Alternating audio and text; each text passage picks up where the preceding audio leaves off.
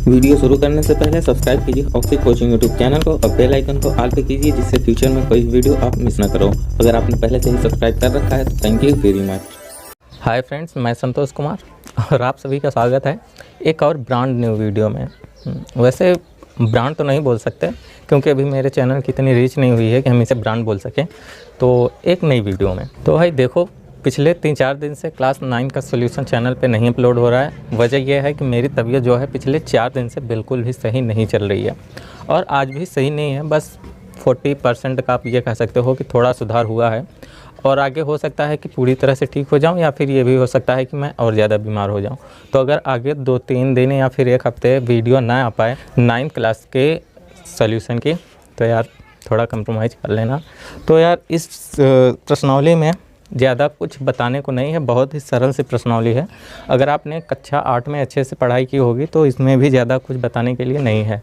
तो हमने सोचा चलो वीडियो ही बना देते हैं। तो ध्यान में रखते हैं समय को और शुरू करते हैं वीडियो को। मैं कोशिश करूंगा कि कम से कम समय में ये वीडियो समाप्त कर दूं। सो पहले क्वेश्चन की बात करें तो पहला क्वेश्चन है इसमें, निम्नलिखित व्यंजकों में कौन कौन एक चर में बहुपद हैं और कौन कौन नहीं हैं, कारण के साथ अपने उत्तर दीजिए। ठीक है, तो पहले क्वेश्चन का अर्थ यही है कि हमें यह बताना है कि कौन सा बहुपद एक चर में बहुपद है और कौन सा बहुपद एक चर में बहुपद नहीं है। तो क्वेश्चन पर बढ़ने से पहले हम आपको थोड़ा सा इधर बता दें कि एक चर में बहुपद किसे कहते हैं और अनेक चर में बहुपद किसे कहते हैं। तो देखो, ऐसा कोई भी बहुपद जिसमें जो चर है वो केवल एक ही प्रकार का चर है, जैसे x³ + 2x + 3x⁴ - 7x। तो कहने का मतलब 7, ठीक। तो कहने का मतलब इसमें जो चर है वो सिर्फ और सिर्फ x है, x के सिवा और कोई चर नहीं है। अगर इसमें चर t होता तो हर जगह t होता, जहाँ भी होता, या फिर नहीं होता तो कोई और चर नहीं होता, ठीक। तो अगर इस तरह का है कि जिसमें एक ही चर है तो वो एक चर वाला बहुपद है, और जिसमें अनेक चर हो सकते हैं, जैसे कि यहाँ पे t हो गया, यहाँ पे x हो गया। अगर 2 चर भी मिलते हैं तब भी क्या कहते हैं, एक चर में बहुपद के श्रेणी में नहीं आएगा, ठीक है। और 3 भी हो सकता है, x y कुछ भी हो सकता है। तो शायद आप समझ गए हैं। तो पहला क्वेश्चन है 4x² - 3x + 7, ठीक है। 4x² - 3x और क्या था +7, ठीक है। देखो +7। तो इसमें अब आप खुद बता सकते हो कि कितने चर हैं। एक चर यहाँ पे है, एक चर यहाँ पे है, यहाँ पर भी x है, यहाँ पर भी x है, यहाँ पे तो चर ही नहीं है। अब देखो, इसमें चर जो है केवल एक ही प्रकार का है, यानी कि x के सिवा और कोई चर नहीं है। तो एक चर में बहुपद है, तो हम इसके आगे लिख सकते हैं कि हाँ, यह एक चर में बहुपद है। आप लिख लेना, ठीक है। बढ़ते हैं नेक्स्ट क्वेश्चन पे। 3√t + √2, 3√t + √2। देखो, एक बात मैं आपसे बताने को भूल गया कि जो चर की घात होती है ना, वो धनात्मक पूर्णांक होनी चाहिए, तभी वो बहुपद की श्रेणी में आएगा। अगर चर की घात ऋणात्मक या फिर पूर्णांक नहीं होता है तो उसे बहुपद की श्रेणी में हम नहीं रखते। इसमें देखो, चर तो एक ही है, लेकिन इसमें जो चर की घात है वो इसमें जो चर की घात है वो √t है और इसका मान होता है t⁻1/2। तो चर की घात जो है वो 1/2 है, मतलब कि यह एक पूर्णांक घात नहीं है, तो इसीलिए यह बहुपद ही नहीं है। चर तो एक है परंतु यह बहुपद की श्रेणी में नहीं आएगा। तो बढ़ते हैं नेक्स्ट क्वेश्चन पे। तो y + 2/y, y + 2/y। तो देखो, इसमें जो चर की घात है एक है और इसमें जो चर की घात है, इसे अगर हम कुछ इस तरह से लिखें, y + 2y, y पे घात -1। तो देखो, इसमें जो चर की घात है पूर्णांक तो है परंतु धनात्मक पूर्णांक नहीं है, तो अतः यह भी नहीं है। समझदार होगा। तो और पांचवा और लास्ट क्वेश्चन है इसमें कि x⁻10 + y⁻3। देखो, तबीयत ख़राब होने की वजह से मुझे थोड़ी प्रॉब्लम हो रही है, + t⁻50। तो देखो, इसमें चर ही 2 है, 3 चर हैं यार, इसमें चर 3 है, ये भी चर है, ये भी चर है, ये भी चर है, तीनों अलग अलग प्रकार के चर हैं। तो ये बहुपद तो है, परंतु एक चर में बहुपद यह भी नहीं है। कारण हम आपको साथ में बताते हुए चल रहे हैं कि ऐसा क्यों है।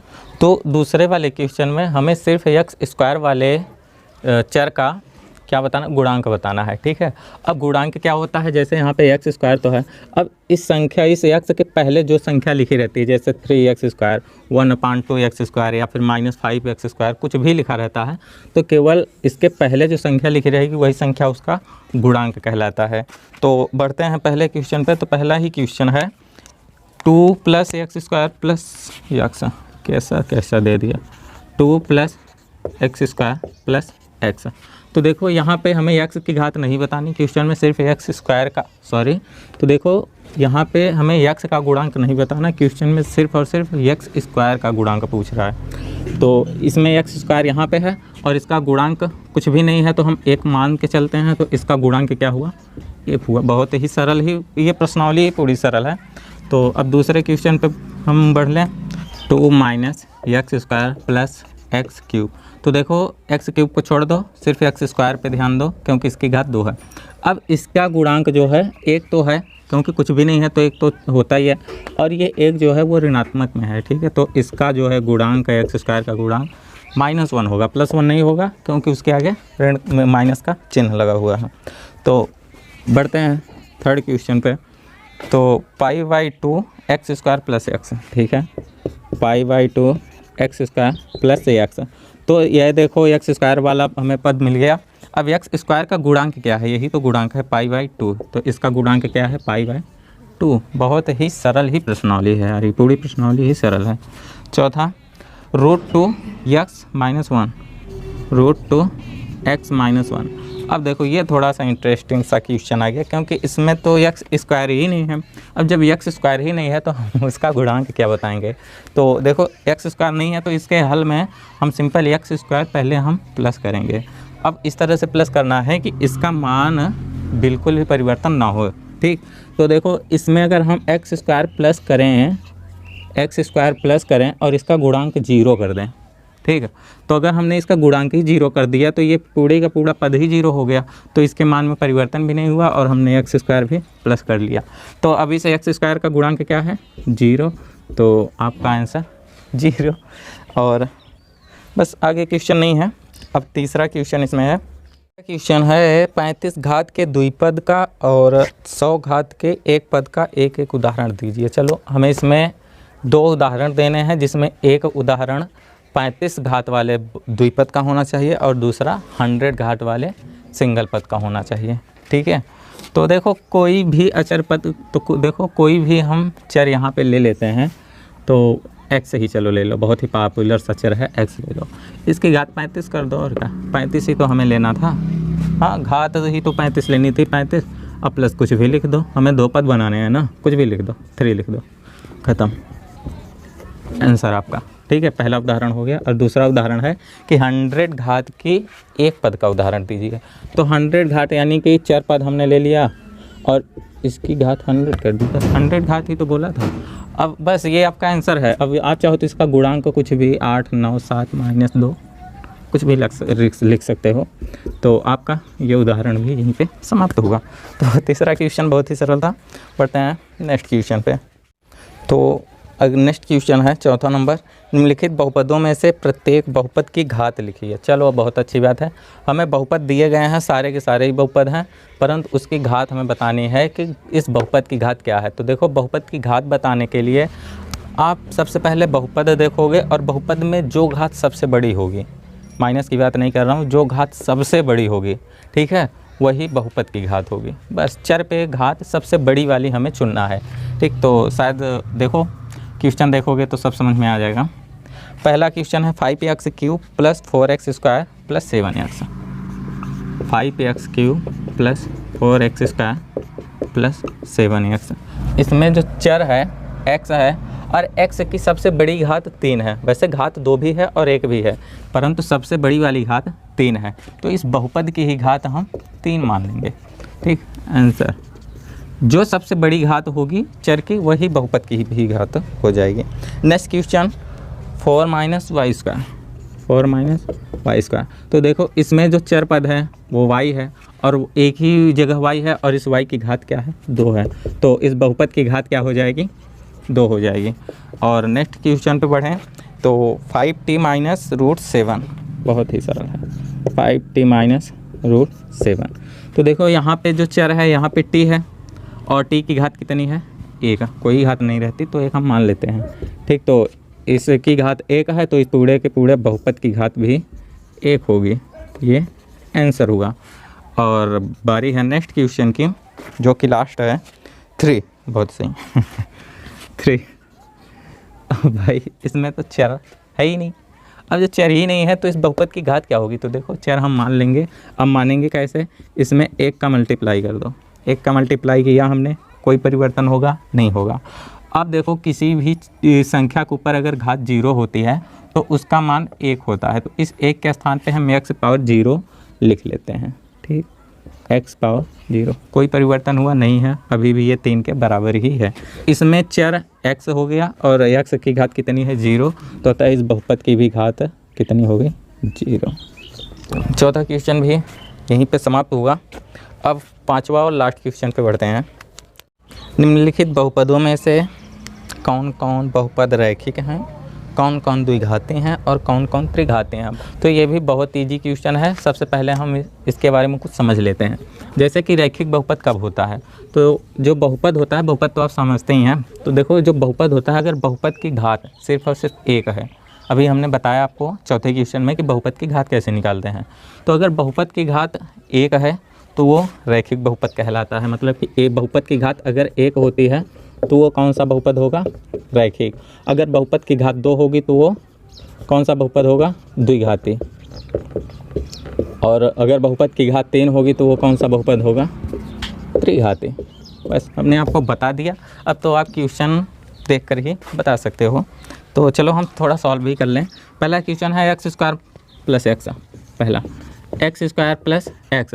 तो देखो इसमें सब बहुपद की घात क्या है कि स्क्वायर है, क्योंकि सबसे बड़ी घात 2 है, तो इस बहुपद की घात 2 है। तो अगर घात 2 है तो कौन सा बहुपद हुआ द्विघाती। अब इतने तो आप समझदार हो यार, आई नो कि आप समझदार हो। x minus x cube, x अरे क्या मैंने बोल दिया, हाँ x minus x cube, x minus x cube. तो इस बहुपद की घात 3 है और अगर 3 घात है तो ये त्रिघाती बहुपद। यार मेरा पेट दर्द कर रहा है यार। और y plus y square plus 4, next है y है 4, चलो y plus y square plus 4। तो इसमें देखो y की घात अधिकतम 2 है, तो ये द्विघाती हुआ, ठीक है। अब नेक्स्ट 3t नहीं 1 प्लस एक्स, 1 प्लस एक्स। अब देखो इसमें जो x की घात है सिर्फ और सिर्फ 1 है। अब जब 1 घात होती है तो कौन सा बहुपद होता है रैखिक। वो सामने लिख रखा है हमने आपको बताने के लिए।